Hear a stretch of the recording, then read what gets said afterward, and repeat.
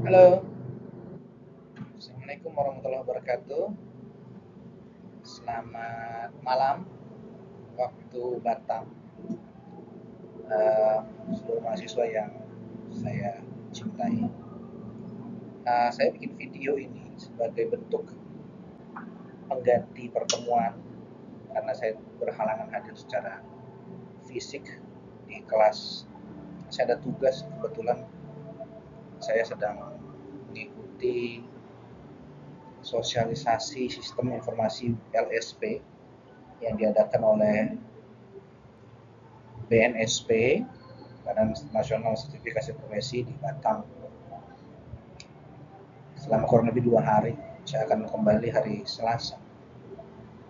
Dan dalam rekaman ini, kita akan mempelajari kelanjutan dari sistem pengangkat,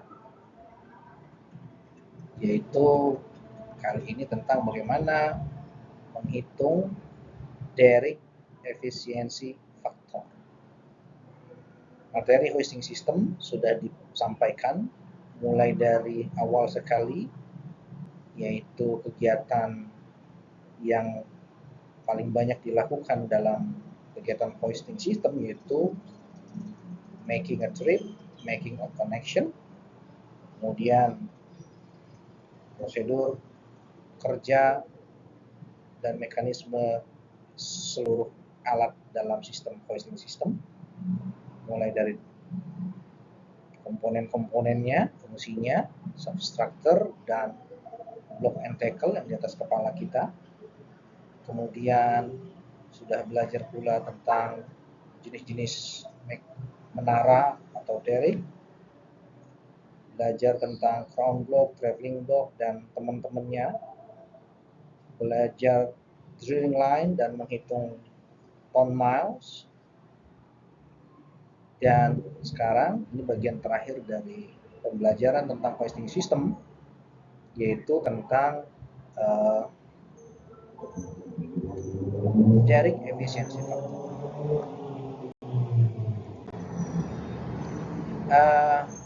Gambar ini berulang-ulang. Anda bisa nanti kalau buka laptop ya, bisa di zoom untuk melihat secara lebih jelas komponen dari masing-masing alat dalam sistem pengangkat ya. Gambar ini adalah hak cipta Petroleum Extension Services dari University of Texas Austin. Anda pernah meminjam buku tentang teknik pemboran yang terbitan dari PTEX UTA, University of Texas di Austin, yang ada di perpustakaan kita. Anda akan temukan versi cetak dari gambar ini, dilipat. Oke, Derrick Efficiency Factor adalah nilai yang menunjukkan ukuran keterpakaian kemampuan maksimal derrick mengangkat beban berbanding dengan beban aktual yang diangkatnya. Secara sederhana adalah kemampuan yang terpakai atau beban yang ditanggung ya oleh rangkaian pengangkat dengan kemampuan dari derrick menahan beban. Sekilas kita lihat di gambar ini ya. Di bagian bawah ada drawwork yang di dalamnya ada drum. Di drum tersebut dililitkan tali drilling line yang naik ke atas menuju crown block. Tali yang naik ke atas ini yang sering bergerak naik turun mengikuti gerakan menggulung dari drum work, itu disebut phase line. Phase line nyambung ke crown block, turun ke traveling block, naik lagi, terus begitu prosesnya tergantung jumlah save-nya atau katrolnya, kemudian turun lagi ke bawah dan diikat mati ya, dicengkram di anchor yang ada di dasar kaki menara. Tali yang dari crown block nyambung ke anchor itu nggak bergerak, disebut deadline atau tali mati. Dia hanya digerakkan, hanya digeser apabila ada pekerjaan geser dan potong tali, ya, atau program slip and cut. Ya, tali itu nyambung ke stok atau disebut storage rail. Dalam penghitungan dari efisiensi faktor ada dikenal istilah yang namanya mechanical advantage atau keuntungan mekanik. Ya, the mechanical advantage dengan notasi M dari sebuah sistem block and tackle secara sederhana adalah beban yang ditahan, ya, yang didukung oleh traveling block seberat W dibagi dengan load impose, beban yang terimpose atau diterita atau ditahan oleh drawwork, yang dalam hal ini adalah tension atau tegangan tali yang ada di tali face line dengan notasi FF. M sama dengan W dibagi FF. Keuntungan mekanis ada nilai ideal yang diasumsikan sebagai kondisi saat tidak ada friksi, tidak ada gesekan pada kuli atau katrol dari crown block dan traveling block, sehingga tegangan tali bernilai konstan. Kesetimbangan gaya vertikal menghasilkan N dikali FF nilainya setara dengan W, di mana N adalah jumlah tali pada traveling block.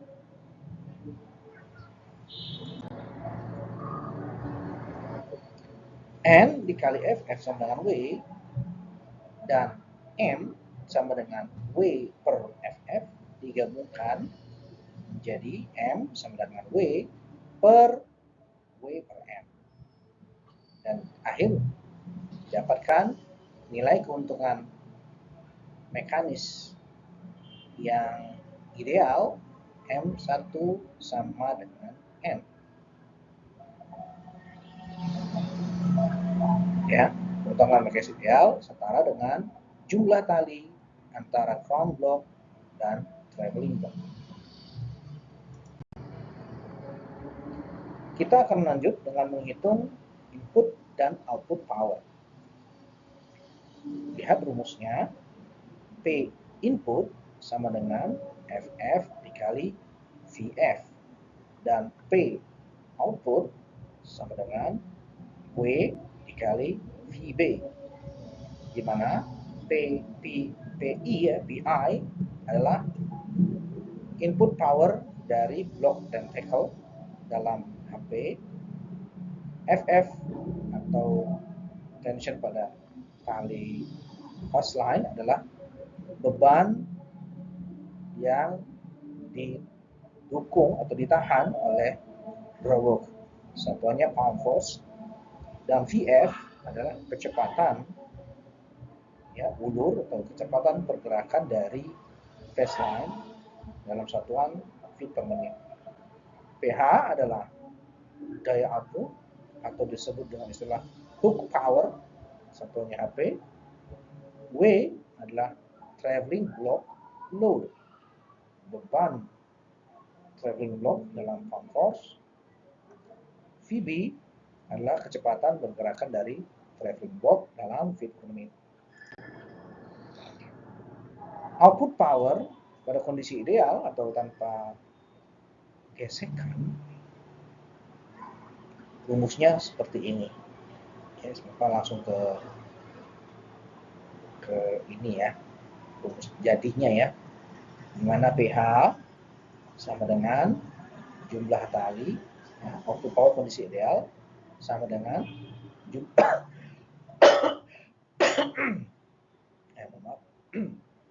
tali dikali FF. FF itu Pak? Kita lihat aja nanti di slide sebelumnya ya.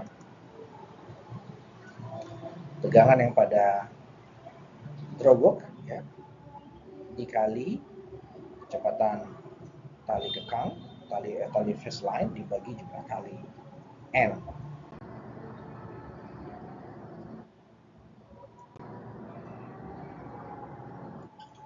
Ada satu nilai average efficiency factor, ya, faktor efisiensi rata-rata untuk sistem block tackle di mana save-nya tipenya roller bearing yang paling banyak, paling umum ya. Katrol ini pakai roller bearing, yang tempo hari sudah saya jelaskan tentang katrol ini ada save-nya ya, ada bearingnya, itu ibarat kelahar ya pada sepeda. Jika jumlah kalinya 6, efisiensi faktornya average-nya 0,874. Jika talinya 14 buah tali, artinya ada 7 katrolnya, bolak-balik from block ke atas ke bawah trail block, efisiensinya menurun hingga 0,74.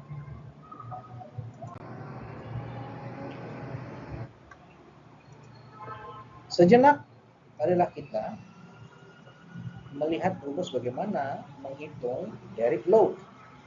Yang pertama, faktor FD atau load applied to the derrick, ya, beban yang diderita oleh menara, sama dengan W, beban hook, ya, beban rangkaian pipa yang ditahan oleh si hook ini, ditambah FF,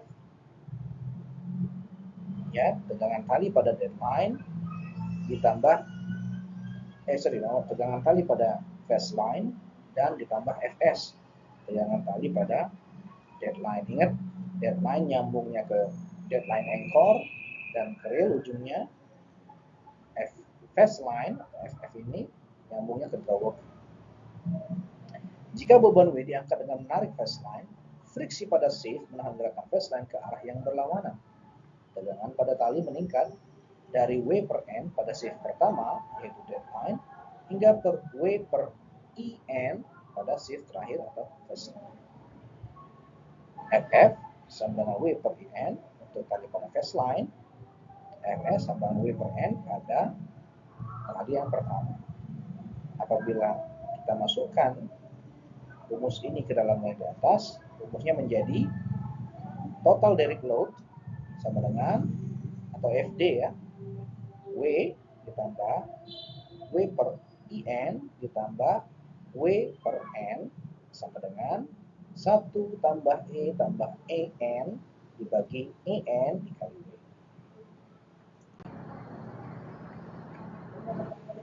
Common derrick load distribution, ya, distribusi beban derrick yang umum diderita.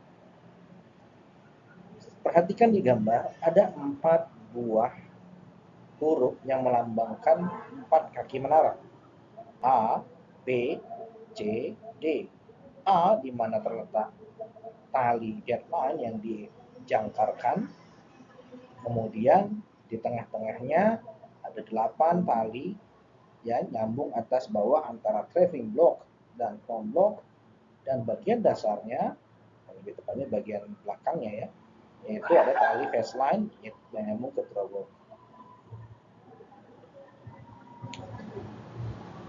Berdasarkan penjelasan pada tabel ini cukup panjang sehingga saya skip saja, langsung ke menghitung rumus efisiensi dari derrick atau derrick efisiensi faktor, yaitu FD dibagi FDE, di mana E sama dengan D kali N plus 1 tambah 1 dibagi E dikali N plus 4.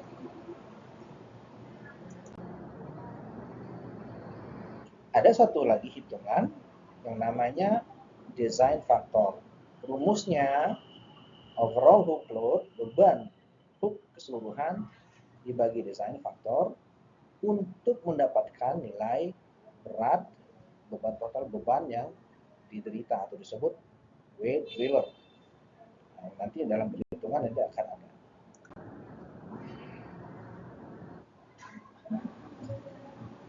Ini contoh rig N80UE.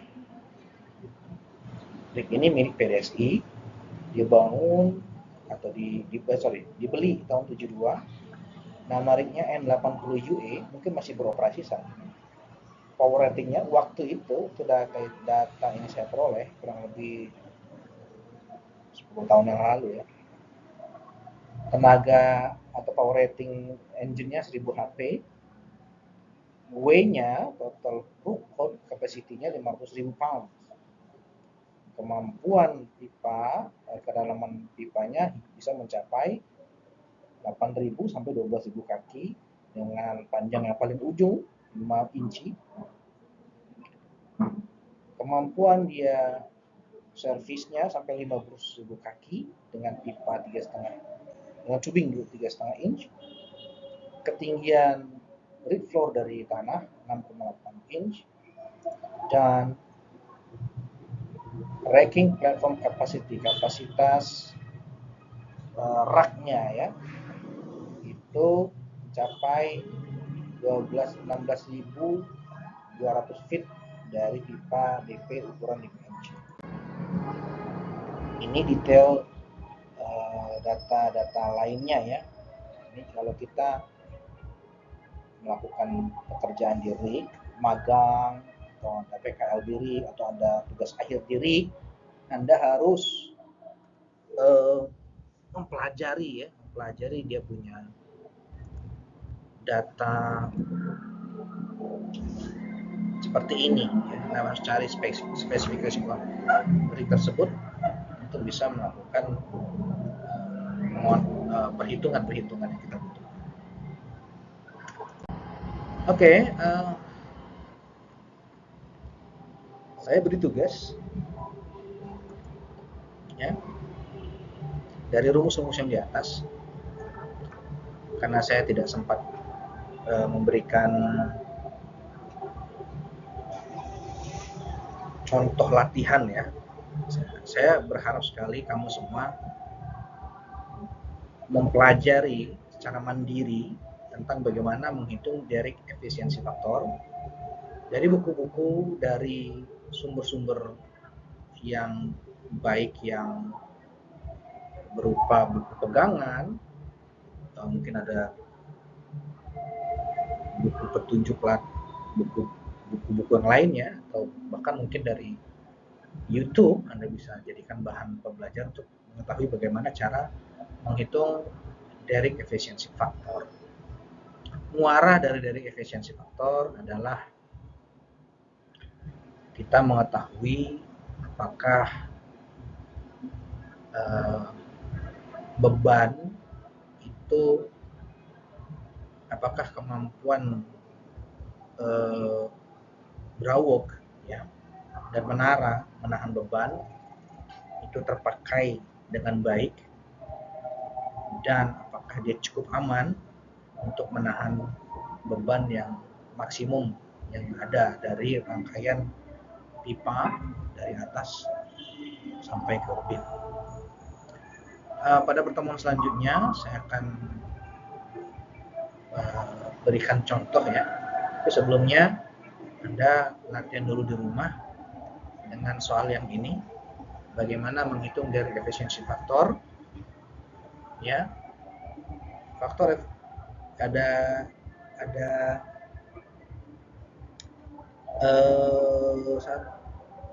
2, 3, 4, 5, 6, 7, 8 soal. Silakan Anda kerjakan sesuai dengan NPM Anda ya. Di mana K efisiensi safe and line, harga yang sering dipakai adalah K sama dengan 0,9615 dan M sama dengan jumlah line yang tergantung antara crown block dan traveling block.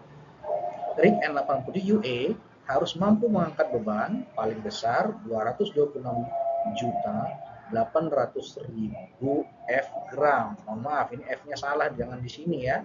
Salah ini, nanti tolong diperbaiki dalam pengerjaan tugasnya. F-nya itu di belakang 8 ini. Oke. Jadi misalnya NPM kalian adalah 20, maka 820.000 gram. Ya, silakan diterjemahkan untuk jadi berapa ton ya. Drawbox menyediakan input power bagi sistem block integral sebesar 1000 sekian HP.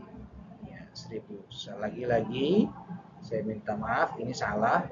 G-nya bukan di ujung, tetapi di angka keduanya. Jadi kalau NPM kalian FG F ya, FG 20 ya, G-nya 0 berarti ya 1000 gitu ya.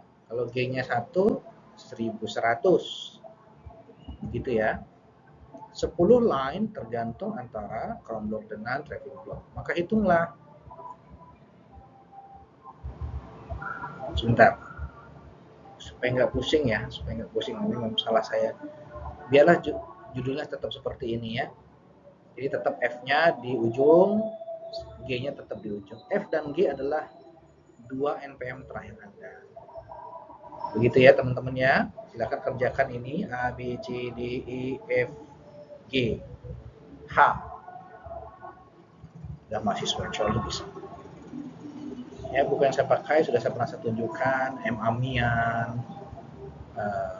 punya Rubelo Samuel, Norton J. Lapeyros, kemudian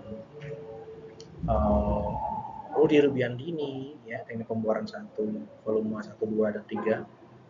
Nah, kalau Anda punya buku yang lebih baru lagi, bagus. Silakan. Saya kira sebegitu saja dulu untuk pertemuan kali ini.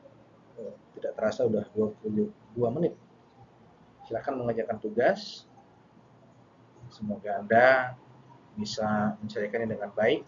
Dan tugas ini adalah ada nilainya, jangan tidak dikerjakan. Dan kalau bisa, kerjakanlah sendiri gitu. Walaupun berdiskusi dengan teman-teman, tapi kerjain sendiri, jangan nyontek. Nah, nanti ilmunya nggak lengket, ya nggak berkah. Ya, begitu saja materi kali ini. Kalau ada yang perlu ditanyakan, hubungi saya, Japri saya. Assalamualaikum warahmatullahi wabarakatuh.